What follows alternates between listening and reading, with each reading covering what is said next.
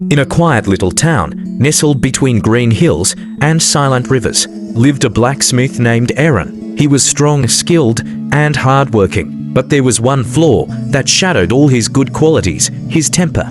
Aaron's anger was famous in the town. When things didn't go his way, he would shout, throw tools, and sometimes even break what he had just made with his own hands. Despite his temper, people admired his craft. His iron gates were the strongest, and his horseshoes never failed. But his temper had already cost him something more precious than iron: his peace. One hot afternoon, Aaron was working in his forge. A young apprentice, Tom, accidentally dropped a newly forged horseshoe into the water before it cooled.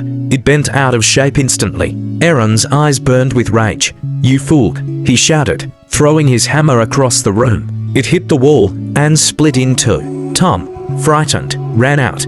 The hammer Aaron had broken was a gift from his late father, the same hammer that had started his career. When the anger faded, Aaron sat in silence, staring at the broken handle. For the first time, he felt what anger had really cost him. That evening, as the sky turned gold, Aaron went to the riverside to cool his mind. There, he saw an old monk sitting under a tree, watching the flowing water. Aaron sat beside him and sighed. "Why does anger control me so easily?" he asked. "No matter how much I try, I always lose myself in it." The monk smiled. "Do you see this river?" he said softly. "When it rains, the water gets muddy, but when the rain stops, it clears itself slowly." Aaron frowned. "So, you mean I should just wait for it to clear?"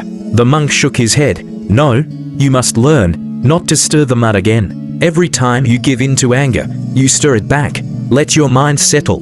Don't be the storm." Aaron thought deeply about those words. A few weeks later, Aaron was again in his forge. Tom had returned, and together they worked silently. Suddenly, a small spark jumped from the furnace onto Tom's sleeve. The boy panicked, knocking over a bucket of coal. For a moment, Aaron felt the same surge of anger rise, but then he saw fear in the boy's eyes, and he remembered the monk's words. He took a deep breath, grabbed a cloth, and quickly put out the spark. "It's okay," Aaron said calmly. "Next time, stay calm and move away from the fire." Tom nodded, relieved. For the first time, Aaron didn't feel exhausted after an accident. He felt peaceful.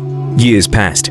Aaron's forge became known, not only for its strong metalwork, but also for its calm atmosphere. People began to say, "His hands shape iron, but his heart shapes peace." One day, the same monk returned to the town. Aaron greeted him with a smile and offered him a new iron bowl, smooth, flawless, and strong. The monk looked at it and said, "You have learned well, blacksmith. Anger, like fire, can forge or destroy depending on how you use it." Aaron bowed. "And now I know the real price of anger. Everything I ever loved could have burned in it." Moral of the story: anger doesn't make you strong, it makes you blind.